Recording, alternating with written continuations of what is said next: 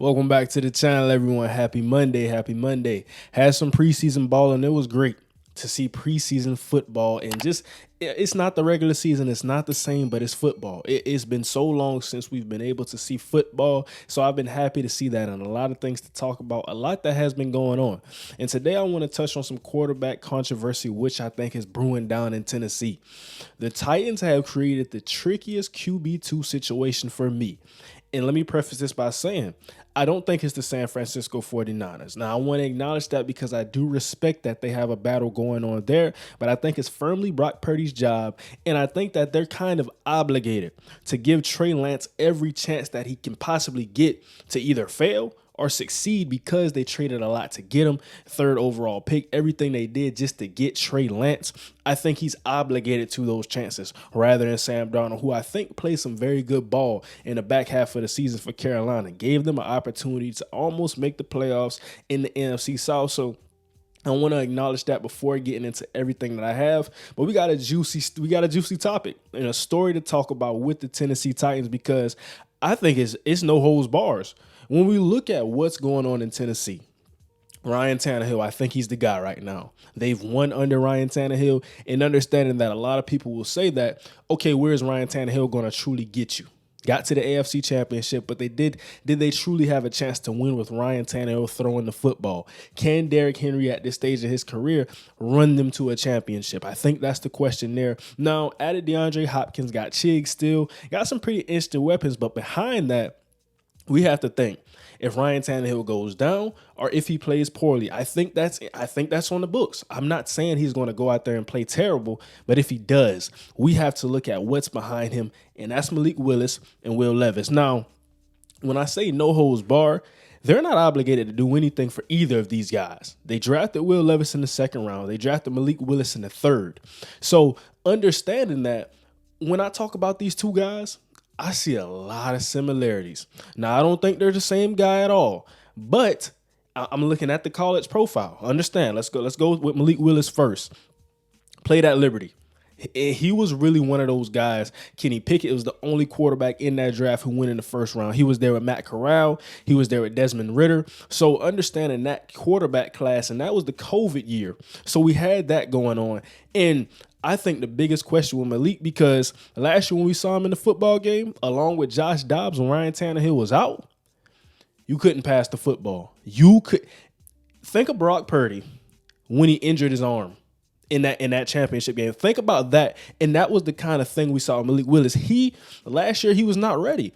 And I think that was kind of one of the drawbacks going into the draft. Year one, he's not going to be ready. So do we want to draft the guy in quarterbacks who Kenny Pickett was the only one? Do we want to draft Malik Willis that early just to sit him, and how far away is he? Because this is what I want to talk about. People talk about Anthony Richardson being a project, and that's why I say a lot of people were wrong in that aspect, because Anthony Richardson is not Malik Willis. He's not that far away.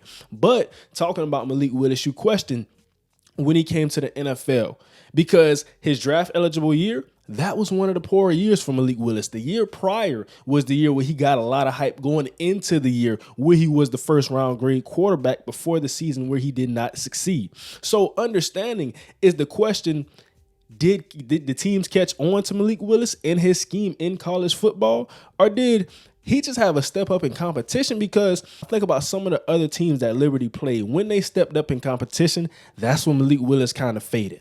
Now, I'm not saying he can't handle the competition, but were there some more complex looks? Did he struggle against the talent? Did Liberty not have the talent to stand up with these other teams? There's a lot of questions that we have to ask about Malik Willis, and why did he not succeed against higher competition? So, of course, had the interception, struggled with some inaccuracies, but he has all of the traits. And now that takes me to Will Levis, because he has all of the traits as well. Second round pick, a guy who was in the green room, invited to the draft. He had odds. Now, I'm not saying he was ever going to be the number one overall pick, but he had odds to possibly be that, along with Richardson and CJ Stroud and Bryce Young, who was eventually selected one. So everything that went on there prior to his draft eligible year. He was a guy who succeeded, had the first round grade because he was so great in the year prior to his draft eligible. In the draft eligible, struggled, was injured. We have to account all of these things. The team, a lot of guys graduated, lost some talent there, offensive line struggles, receivers dropping passes, a lot of things that went into Will Levis not succeeding in his draft eligible year. But it still happened. In the SEC, Kentucky was not a great team last year. So now thinking about it, he still has all of the traits, though. And when I look at these two guys' film, Malik Willis has some boneheaded plays on film in college. Will Levis also has some boneheaded plays, but they had the arm talent. They had athletic mobility. I mean, Malik Willis is a different type of athlete when we talk about him and Will Levis, but Will Levis got some gas to him too. He can also get out there when he has to. So now we get to the preseason game, and how has everything happened to this point? Okay. They were really splitting, kind of going back and forth because Mike Vrabel came out and talked about it. Now, he was not the big guy. They had their assistant coach out there as the head coach. He was acting as that job for them in the preseason week 1.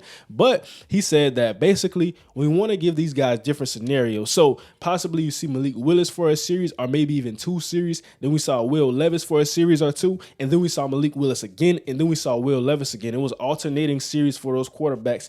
And I think that looking at the statistics, Malik Willis, 16 of 25, 189 yards with 1 interception.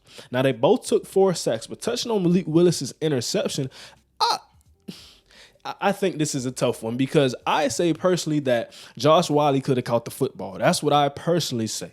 It was a bit high, but I think he could have gotten that one. It touched his hands. He got the catch radius. He got up there to get it. Did not get it.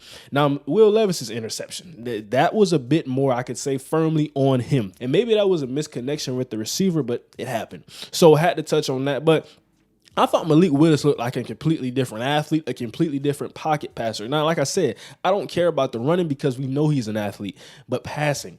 I think that I'll never really be the biggest fan of his throwing motion, but he looked like he was making his reads and a different guy. I mean, pushing the ball down the field, accurate in the short passing game. Now, he had 9 incompletions, but it was different than what we saw. I think that he gave you a chance to actually have a passing game from what we saw in the preseason of week 1. Because like I said, last year, you knew that it was read option, it was a run play, or it was some type of play action boot or naked. It was not a complex passing game with Malik Willis. But what we saw in preseason week 1, I think it was some room for optimism. I thought he looked a lot different. And when I was watching the game live, I said, Malik Willis, I can't recognize him because he's pushing the ball down the field. He's accurate. He's giving his receivers chances. He's making reads and progressions. I liked everything I saw to him.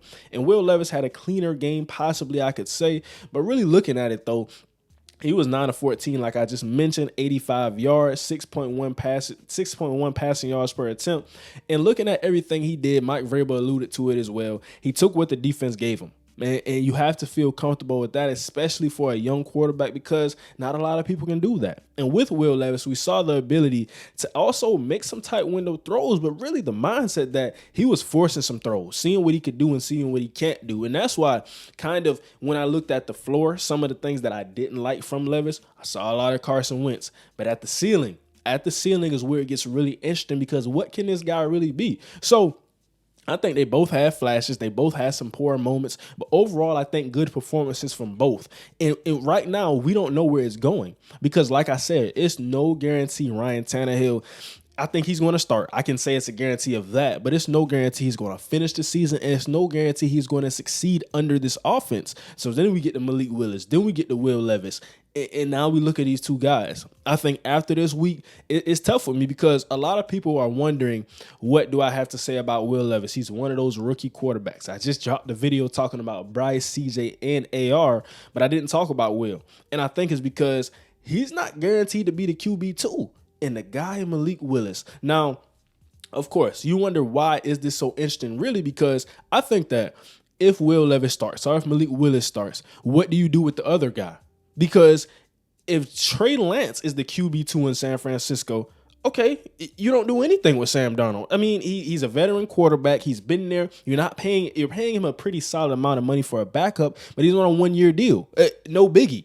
Now, if you don't have Malik Willis in there, if you don't have Will Levis in there, it kind of gets tricky and kind of ugly because do you trade them? What do you really do? Because they're on the roster. They're under contract. You drafted these guys, but they're still young. So you have to get something in value for this young talent that's sitting down there, because it's a world where they can both develop and they can both be good. A lot of people are saying Malik Willis looks a lot different even in training camp. So based on what I saw in a preseason game, I can confirm that he looks a lot different to me. I think this is a great battle. I want to know what you guys think in the comments as well, based on everything I've said. A lot of talking points, a lot of things that I said, but I think this is the NFL's trickiest QB2 battle. Thank you for watching as always. Don't forget to like, comment, and subscribe. And now, we out.